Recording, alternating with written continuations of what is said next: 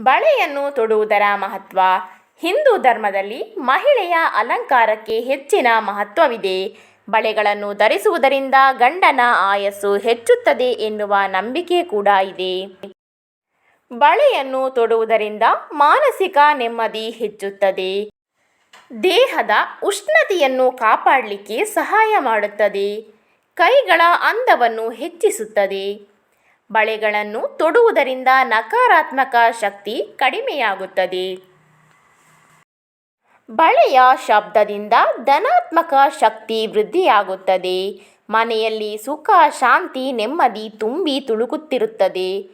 ಬಳೆಯನ್ನು ಧರಿಸುವ ಮಹಿಳೆಯರ ಹತ್ತಿರ ಯಾವುದೇ ದುಷ್ಟಶಕ್ತಿ ಕೂಡ ಸುಳಿಯುವುದಿಲ್ಲ.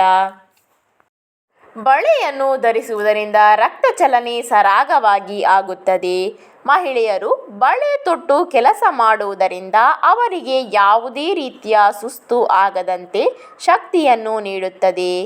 ಗರ್ಭಿಣಿಯರಿಗೆ ಗಾಜಿನ ಬಳೆಯನ್ನು ತೊಡಿಸುತ್ತಾರೆ. ಗರ್ಭದಲ್ಲಿರುವ ಮಗು ತನ್ನ ತಾಯಿಯನ್ನು ಗುರುತಿಸಲು ಈ ಬಳೆ ಸಹಾಯ ಮಾಡುತ್ತದೆ.